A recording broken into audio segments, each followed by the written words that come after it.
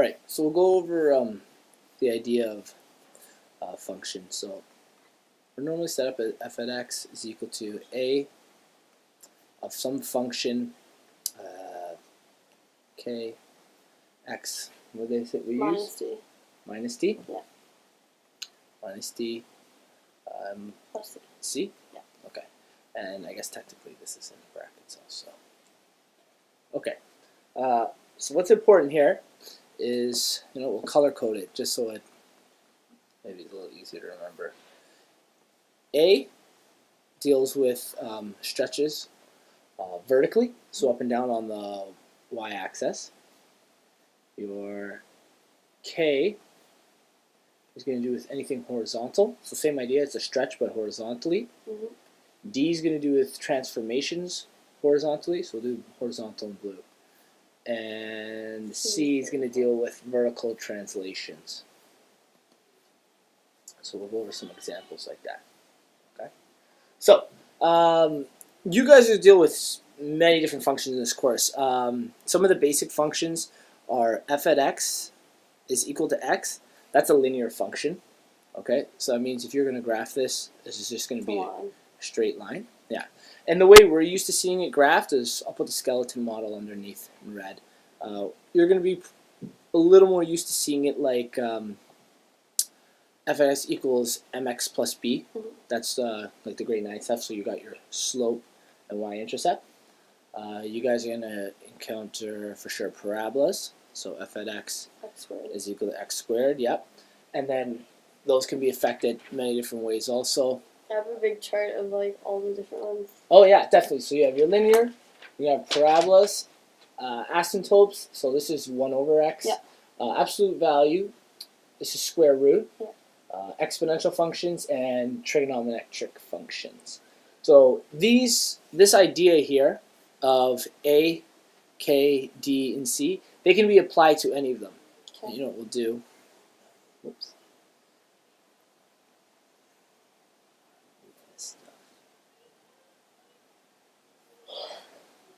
Tired, eh? So, Oh no, I was napping like right before I came and then I set an alarm to go off and it didn't go off and I realized it was 3:15. So okay, so oh, I drew that wrong. So red is up and down. So we're talking about y-axis. This is a transformation, and this is a stretch. TCH, is that right? No, there's no extra C. Yeah. Horizontal stretch. Looks so weird. And horizontal transformation. But it can be a compression, right? Like yes, and that's what's key actually is instead of going through all the functions, actually we'll talk about how they affect it. So with A, you're looking at a stretch. So for A to be a stretch, we'll give you actual. You got a new one. Yeah, they gave me one at school. It's okay. I can do this, but otherwise it's the same thing. Yeah, anything greater than 1 is a stretch for A. Okay? And when A is between 0 and 1, that's a compression. Okay? Yeah. We know that A greater than 1 is a stretch, and between 1 and 0 is a compression. That's something you already knew. K is the same idea of the relationship between C and D. Is the only difference is when not A. K is greater than 1. It's the opposite idea. It's a compression. Yeah. Okay, but it's horizontal compression. So this is vertical here. Yeah. So we're always talking about vertical stretch, and you're gonna see how that they can kind of relate to each other. If K is greater than 1, then we're talking about a compression. We're talking about a horizontal compression. Mm-hmm. Okay, and if K is between 0 and 1, 0. If K is between 0 and 1, we're talking about stretch horizontally.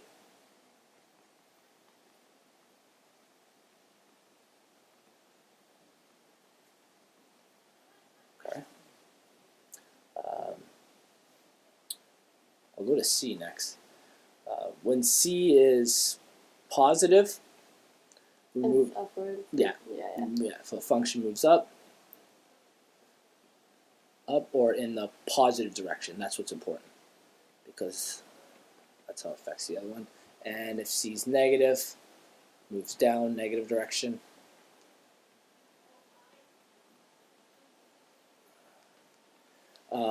And this is what will help you remember the relationship. You remember D. When D is positive, it's the other way. And yeah, we're talking about moves left, and it moves in a negative direction. Okay, and when D's negative, moves right, or in the positive direction. So essentially, think of anything I've done in blue as being counterintuitive. It's backwards to what you would think it would do. And then like K, when you take KO, if it's 2, then it would be 1/2, and if it's 1/2, it'd be 2. Yes, exactly. Yeah. So there's the opposite idea. So if we got 2, you compress by 2. It's like dividing by 2. We'll go to the next page to do that other stuff. Okay. So when they're talking about it in point form, what they're saying is, say you have some point on a function. Let's make up a function. We'll do. So we have some quadratic function, and it's like 2 times the function of 3x minus 4. Okay. Minus 4 squared, and then plus 2. Okay, so we have a function like this. We're going to relate A and C, and we have K and D. Yeah, so we have our letters here. What they're trying to say is, so they've given us this function. Say they've also given us a coordinate. Though this might not fall on it, I'm just going to choose one randomly. Say this happens to be a coordinate on the graph. I have no idea if it actually falls on this graph. This is how these numbers are going to affect this coordinate. So if this was the original, all right, so think of this as a coordinate from the original. Actually, I should give you a real coordinate from an original parabola. An original parabola, so f at x is a function, is equal to x squared. Our original coordinate on that will be 2 and 4. Okay, does that make sense to you? Okay, so 2 and 4 is a real coordinate on that graph. Now, these letters are going to change those. So obviously, this is our x, and x gets affected by the blue things. Y is getting affected by the red things. So if I want to see how this equation would change this coordinate, we apply these to the coordinate. Okay. So this is the x value, and that's the y value of it. So 2 now becomes 2 divided by 3. Right? So it's a compression. Right? And minus 4. If it's negative 4, it becomes plus 4. Yeah. So it comes the other way. Right? So if we have a negative 4. Okay? And A being 2. So we did 2 times 4, which was our original point. Plus 2. Yeah. Times 4 plus, we'll do that. Oh no, red. Plus 2. So that's how it's going to affect that coordinate. So its new coordinate is going to be, well, this one, the y one we can do easy. This is going to be 10. Will be our new y coordinate. 2 times 4 is 8, plus 2 is 10. This one, we're going to end up with 32 plus 4. We'll have to put in fraction form. 14. Is it? I could be wrong. 12, yeah, 14 over 3. Good. 14 over 3. Okay, so our new coordinate is affected this way through it. So does that make sense how you would apply that stuff? That's a lot easier than I thought it was. Yeah, they're just showing you how to apply it to a specific coordinate form. Okay. K and D are always fall under the function. So this F affects both of them. That's why they end up having a backwards effect, while A and C are outside of the function. That's why they have the normal effect. That's what you would assume they'd be. So whenever you're plugging in, whether it's a square root like this, or the squared sign, or this is all over x, this is all under 1, something like that, the function affects K and D, and A and C are on the outside of it. Okay? Okay, so normally you know the function is graphed. We'll do it in black. So we have 0 and 0, 1 and 1, and then it's like a sideways parabola. Or up 2, but this time we go to the right 4, up 3, to the right 9. Does that make sense to you? Okay. So, don't have drawn very well. That's essentially the idea behind it. Since we've discovered that this is in A, okay, is that what it said on the outside? Our function is A. And this is our D. So, we know D affects left and right. And because it's positive 3, we're going to go to the left, or in the negative direction 3. Okay? So, in other words, this entire function, every point I have on it, this one's going to go 1, 2, 3. This one's going to go 1, 2, 3. This is going to go 1, 2, 3. 1, 2, 3. So we'll do the first, I'll call it the first movement. I'll do it actually in blue. So 1, 2, 3. This point goes 1, 2, 3. So it's the same shape. Only difference now is this has been shifted 3 units left. Okay? And now A has to do with vertical stretches and compressions. Since A is between 0 and 1, we're being compressed by a factor of 2. So instead, or in other words, half. So instead of normally going up 1 and over 1, we're actually going up half over 1. Okay? And since this one's usually 2, we cut that amount in half. So 1, we go up 1 and over 4. It's going to compress the way this looks. So it's going to look thinner and smaller. Okay? So, like I said, instead of going whatever the number is, so 1 is down to a half, 2 goes down to 1, 3 would go to 1 and a half, whatever 4 is would go down to 2. So our new one, we'll do it in red, so it's a half. Our vertex is still the same. 2 is down to 1. This is down to 1.5. 4 is 16, but it won't fall in here. So our new one is like this. It's a compressed version of the old one. So you just moved them all down by half. I took them all down by half. So whatever the amount I went up by, so I went up by 1, I divided that by 2. So now instead of going up 1, I go up a half. I took 2 divided by 2. Instead of going up 2, I went up 1. Same with 3 divided by 2. 4 divided by 2. So it's all being compressed or divided by a factor of 2. Okay? So try the one you have now with that idea. Okay. So f of x is equal to x squared. When we draw a parabola, it looks like this.